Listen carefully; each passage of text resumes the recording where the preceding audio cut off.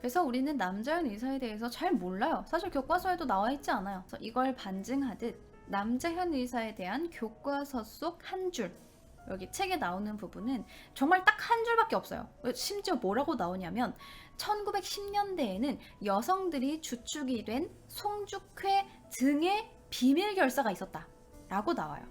심지어 남자현 의사는 송죽회에 속해 있지도 않았어요. 근데 소개할 글이 그것밖에 없었던 거예요. 그리고 이 남자연 의사의 별명이 하나 있는데 여러분들이 또 이제 지금 많이 아시다시피 이 남자연 의사는 영화 암살에서 전지현 씨의 모티브가 됐다라고 알려져 있기는 해요. 근데 제가 생각하기에는 너무 많이 달라요. 명사수라는 부분이 일단 없고요. 총을 다룰 수는 있었겠지만 뭐 총을 대단히 막 엄청나게 잘 다룬다거나 그런 건 없었던 것 같아요. 제가 찾아본 자료에서는 그런 부분은 없었어요. 근데 이 남자현 의사의 별명이 또 하나가 있는데 그게 뭐냐면 바로 여자 안중근이에요. 왜 여자 안중근이라고 불렸겠어요? 아까 이야기했죠. 손가락을 끊었다. 단지를 했다라는 거예요. 근데 놀랍게도 3번의 단지가 있었다고 합니다. 첫 번째는 우리가 식민지가 됐다라는 사실을 잊으면 안 됩니다 라는 의미로 단지를 한번 했고요. 그 다음은 제가 아까 말씀드렸던 우리끼리 싸우면 안 됩니다 라는 취지로 단지를 했고, 마지막은 조선의 독립을 원한다 라는 의미로 한번 했어요. 근데 사진상으로는 남아있지가 않고 자료가 정말 많지가 않아요. 그래서 이런 것도 그냥 이야기로만 전해져 내려올 뿐, 정확한 건 사진이 있거나 하지 않아서 알 수가 없습니다. 자, 어쨌든 이렇게 책에 나와 있는 남자현 의사에 대해서 설명을 해드렸어요. 자, 그리고 다음으로 소개할 인물은 책에는 나와 있지 않지만 여러분들이 알고 계시면 좋을 것 같은 인물입니다. 바로 파라코 김용환입니다. 이 부분은 제가 왜 넣었냐면 사실 책에 나와 있는 다른 사람 때문에 넣었던 거예요. 여기 책에 신채호 선생이라는 분이 나와요. 그래서 이분을 보고 생각난 에피소드인데 신채호 선생은 워낙 독립을 위한 언론인으로 활동을 했던 거에 가까워서 설명을 하려고 하면 몇 년도에 무슨 신문에서 활동을 했고 몇 년도에는 무슨 언론에 있었으며 몇 년도에는 무슨 신부에서 총재를 했고 막 이렇게 계속 나와요. 그래서 계속 무슨 신보, 무슨 언론, 무슨 신문 계속 그게 나오기 때문에 여러분들이 너무 헷갈릴까봐 제가 이제 다루지는 않지만 이 신채호 선생에 대해서 조금 설명을 하자면, 신채호라는 사람은 독립운동가였으며 민족주의 사학자였고 사회주의자였으며 아나키스트였습니다. 즉 무정부주의자란 뜻이에요. 이 신채호 선생은 1905년에 성균관 박사가 될 정도로 똑똑하고 글을 잘 썼으며 다양한 언론에서 계몽을 위해 힘쓴 사람입니다. 그를 표현한 글이 있는데 대략 내용은 이래요. 대한매일신보 주필이나 되는 단제는 풍채가 초라한 샌님이나 이상한 눈빛을 갖고 있었다. 세수할 때 고개를 빳빳이 든 채로 물을 찍어다 바르는 버릇 때문에 마룻바닥, 저고리 소매와 바지가랑이가 온통 물투성이가 됐다. 누가 핀잔을 주려 하면 그러면 어때요? 라고 하였다. 남의 말을 듣고 소신을 고치는 인물은 아니었다. 그러면서도 웃고 얘기할 땐 다정스러웠다. 이런 신채호는 정말 글만 읽고 정말 독립운동만 하는 사람이었기 때문에 돈을 벌 생각도 하지 않았고 주변에서 막 돈을 주면서 도와줘도 제대로 돈을 쓸 줄을 몰랐어요. 돈이 만약에 생기잖아? 그러면 독립운동 자금으로 그냥 다 갖다 주는 거야.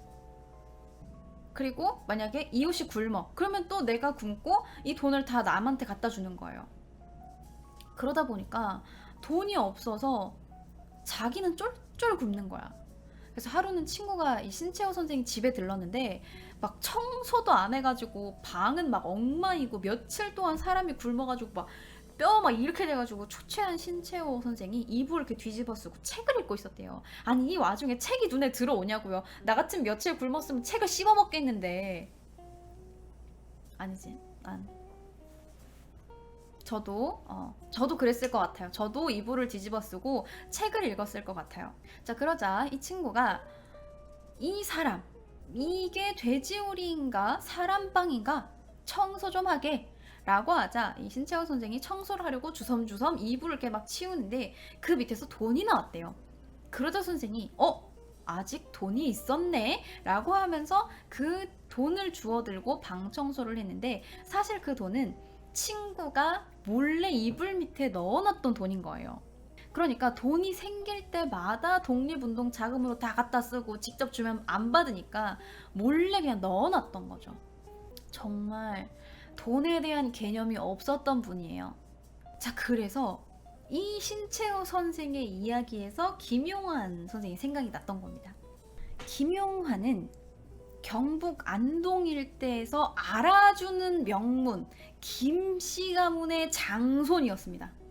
그래서 퇴계 이황의 대제자인 김성일의 13대 손이며 독립운동가로 의병 활동을 했던 김흥락의 손자예요.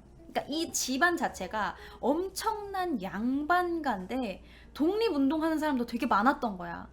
근데 그도 그럴 게 1896년에 의병 활동을 벌이던 김씨 일족인 김희락이라는 사람을 일본군이 잡아서 그의 동생들까지 전부 다 포박을 해서 마당에 꿇어앉게 하고 집안의 물건을 다 가져간 다음에 김희락을 총살시킨 사건이 있었어요. 근데 이 일족이었던 김흥락, 그러니까 이 김용환의 할아버지 김흥락은 안동 유림의 대표인물이었고 지역 유지였는데 이런 수모를 당하고 가만히 있을 순 없잖아. 그래서 이 가문의 전 제자들을 다 총동원해서 의병 활동을 벌입니다. 근데 이 김흥락의 제자가 몇 명이냐? 700명이에요. 700명이 들고 일어나라 하니까 막 독립운동을 막 700명 하기 시작하는 거야. 막 양반 가해서 들고 일어난 거지.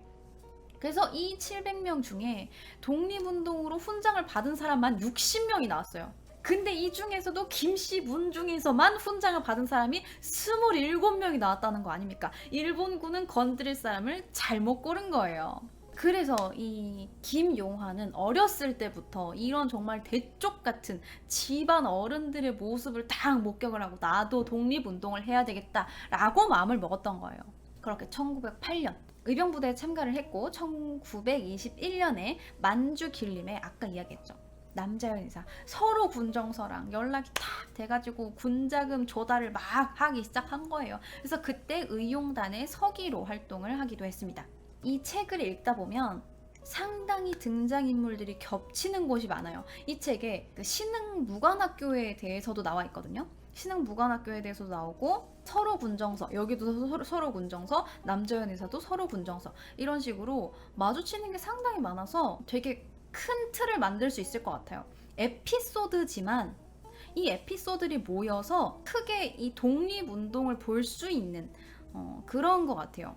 자, 어쨌든 그래서 의용단의 서기로도 활동을 했는데 이게 잘 풀리지가 않았어요. 그래서 일본 경찰들에게 상당히 많이 걸려서 1922년에는 일본 경찰에게 3번째로 체포가 되기도 합니다. 자, 그렇게 자금 조달이 막히게 되자 김용환은 뭘 하기 시작했냐면 도박을 하기 시작했어. 착착착. 그래서 처음에는 독립운동을 하기 위해서 독립운동의 자금 조달을 위해서 도박을 하기 시작했던 건데 도박이 이게 하다 보면은 그렇잖아. 이것만 하다 보면 딸 수 있을 것 같고 왠지 요 판만 하면 이길 수 있을 것 같고 내가 지는 건 자금이 부족해서 그런 것 같고 그렇지 않아요? 그래서 점점점 도박에 빠져서 가산을 탕진하기 시작합니다. 조금만 더 하면 도박을 하는 거야. 그래서 물려받은 땅 18만 평 그리고 엄청난 재산이 있었는데 도박에 빠져서 초저녁부터 노름을 하는 거야. 새벽까지 노름을 하는 거죠. 판돈을 걸고 마지막에 올인 이래가지고 딱 다 베팅을 해. 그래서 쫙 베팅을 한 다음에 이 막 안동 일대 노름판에 이 김용환이 안 끼는 데가 없었대. 그래서 마지막에 베팅을 다 한 다음에 베팅에 딱 적중을 해가지고 돈을 따면 좋고 만약에 내가 지잖아? 그러면 외칩니다. 새벽 몽둥이야! 이렇게 외쳐요. 이렇게 큰 소리로 외치면 이 소리에 밖에서 잠복하고 있던 이 김용환의 수하들 20여 명이 몽둥이를 들고 이 판돈이 걸려있는 노름판에 쳐들어와서 판돈을 전부 다 쓸어 담아서 유유히 사라졌다고 합니다. 자, 이렇게 김용환이 도박에 빠져서 현재 시가로 약 200억 상당의 재산과 전답을 도박으로 말아먹었고, 문중의 자손들은 진짜 집안을 말아먹을 종손이 나왔다라고 혀를 차면서도 십시일반 돈을 모아서 집이랑 전답을 다시 사줬대요. 왜냐하면 이 종가가 문중의 구심점이기 때문에 종가가 망하면 문중이 없어지는 거예요. 묻고 더블로 가! 그렇게 한 거죠. 자, 그런데 이 문중 사람들이 다 도와줬잖아. 막 집을 갖다 팔면은 집 다시 사주고, 전답 갖다 팔면은 전답 다시 사주고. 근데 그럼에도 불구하고 김용환이 정신을 못 차려서 외동딸이 시집을 갈 때 시가에서 장롱 마련하라고 준 돈까지 싹 다 가져가서 도박에다 탕진을 한 거야. 그래서 외동딸이 시집을 가야 되는데 장롱을 살 수가 없어. 그래서 어떻게, 장롱은 있어야 되겠고 사가긴 해야 되겠고, 근데 돈은 없고. 그래서 친정 할머니가 쓰던 헌 장롱을 들고 울면서 시집을 갔다고 합니다. 게다가 이제 뭐 가세는 다 기울어 버리고, 시가의 가세까지 다 기울어 버렸어. 왠지는 모르겠어. 도박 때문은 아니야. 근데 시가의 가세까지 기울었고, 시집을 온 지 3년이 지나도록 아이가 들어서지 않아서 그 헌 장롱이 귀신 들린 장롱이다 이러면서 강변 모래밭에다가 장롱을 이렇게 꺼내놓고 다 부수고 불태우고 막 난리가 났어요. 근데 이렇게 딸이 막 시가에 가가지고 너는 아들도 못 낳고 귀신 들린 장롱이나 들고 오고 이러면서 막 엄청 구박받고 그러고 있는데, 딸의 농값까지 가로채가지고 딸이 시집 가던 날도 도박을 하는지 뭘 하는지 감감무소식이었던 이 김용환은 도박꾼, 남봉꾼, 파라코 김용환이라고 불렸습니다. 그래서 결국 김용환은 1946년에 쓸쓸하게 가족들에게 모두 미움을 받은 채로 사망하게 됩니다. 자, 이렇게 파라코 김용환의 이야기는 여기까지입니다. 는 페이크지. 놀랍게도 김용환은 사망한 뒤에 건국 훈장을 받게 돼요. 알고 보니까 이 김용환은 도박을 해서 번 돈을 전부 다 독립운동 자금 조달을 위해서 다 썼던 거예요. 생각해봐. 판돈 전부 다 걸어서 이기면 가져가고 지면 새벽 몽둥이야 그러면서 아랫사람 시켜서 판돈을 쓸어 갔어. 사실 그러면 돈을 어디다가 탕진을 하겠어요. 그냥 일본 경찰들의 눈을 피하기 위해서 늘 도박판에서 돈을 잃는다라는 이미지를 만들었던 거야. 그래서 이 모든 돈을 전부 다 만주 독립군에게 다 보내고 있었고, 외동딸의 장롱값 역시 독립군한테 보냈었던 거예요. 그리고 외동딸의 결혼식에도 오지 않았잖아. 도박을 하느라 참석을 하지 않은 게 아니라 군자금 관련 혐의로 형무소에 구금이 되어 있어서 참석을 못했던 거예요.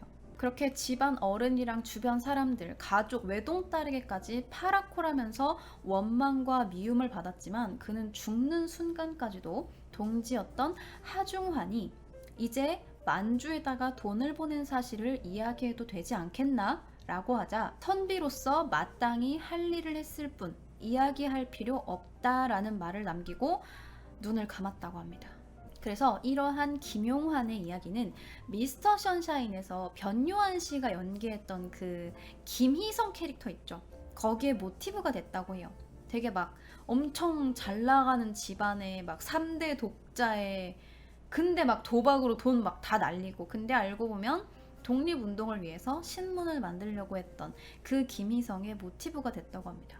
오해해서 죄송합니다. 그래서 이 김용환 선생의 딸, 외동딸도 죽을 때까지, 그러니까 본인 아버지를 원망했던 거예요. 근데 나중에 그걸 알고 나서 시를 썼어. 우리 아베 참봉 나으리입니다. 제목은 그럭저럭 나이 차서 16세에 시집가니 청송 마평 서씨문에 혼인은 하였으나 신행날 받았어도 갈 수 없는 딱한 사정. 신행 때 농사오라 시댁에서 맡긴 돈, 그 돈마저 가져가서 어디에다 쓰셨는지. 우리 앞에 기다리며 신행날 늦추다가 큰엄에 쓰던 헌농 신행발에 싣고 가니 주변에서 쑥덕쑥덕. 그로부터 시집살이 주눅들어 안절부절. 끝내는 귀신부터 왔다 하여 강변 모래밭에 꺼내다가 부수어 불태우니 오동나무 3층장이 불길은 왜 그리도 높던지.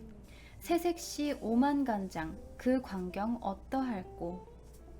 이 모든 것 우리 앞에 원망하며 별난 시집 사느라고 오만간장 녹였더니 오늘에야 알고 보니 이 모든 것, 저 모든 것, 독립군 자금 위해 그 많던 천석재산 다 바쳐도 모자라서 하나뿐인 외동딸 시댁에서 보낸 농값, 그것마저 바쳤구나. 그러면 그렇지. 우리 아베 참복 나으리. 내 생각한 대로 절대 남들이 말하는 파랗고 아닐진데 우리 아베 참복 나으리. 제 그 딸이 가지고 있었던 원망과 나중에 갖게 된 그 미안함이랑 이런 게 이제 다 여기에 표현이 되죠. 자, 이렇게 오늘은 밀리와 함께 살펴본 에피소드 독립운동사는 정말 말 그대로 에피소드로 이루어진 독립운동에 대한 이야기이고, 남자현 신채호 선생, 그리고 책에는 나와 있지 않지만 제가 소개하는 에피소드 독립사 김용환 선생 이야기까지 오늘 해봤습니다. 물론 책에는 제가 소개한 만큼 아주 자세히 설명이 되어 있진 않아요. 하지만 우리가 알지 못하고 그냥 넘어갈 수 있었던 다양한 이야기들을 간략하게 소개를 하고 있어요. 자, 그리고 이제 마지막으로 하기엔 조금 특이하지만 제가 이 책에서 읽었을 때 상당히 좋았던 부분이고, 아마 이 책이 하고 싶은 말일 것 같은 이 머릿말 부분을 읽어드리도록 할게요. 독립운동가들 역시 식민지라는 사회적 모순에 고통받는 평범한 사람들로서 상식이 통하는 세상을 만들기 위해 모순을 해결하려고 실천의 광장에 나선 사람들이었다. 이제 그들의 삶과 독립운동을 살펴보고자 한다. 나라를 잃은 것은 1910년이지만 일제 국권 침탈에 저항하는 독립운동은 을사조약 때부터 시작되었다. 외교권을 잃고 통감부가 설치되면서 통치권이 사실상 일제에 넘어갔기 때문이다. 이때부터 우리 민족은 전민족적 저항을 시작하였으니 그것이 바로 의병전쟁이었다. 당시 영국 데일리 메일지 기자 프레더릭 맥킨지는 평민 의병들을 인터뷰하고 다음과 같이 말했다. 조선인들은 비겁하지도 않았고 자기 운명에 대해 무심하지도 않았다. 이 부분입니다. 조선인들은 비겁하지 않았고 자신의 운명에 대해 무심하지도 않았습니다. 우리는 아주 열심히 독립운동을 했었고 그 결과로 우리가 지금 이렇게 독립을 해서 잘 살고 있는 거겠죠. 우리가 너무 관심이 없다 보니까 저도 이걸 짜다가 되게 울컥해가지고 울 뻔했어요. 제가 되게 감성이 풍부한 편이라서 이거를 정리를 하다가 울 뻔했어요. 여러분들 재밌게 보셨으면 좋아요도 눌러주시고 제 채널 구독도 눌러주시면 너무 감사하겠습니다.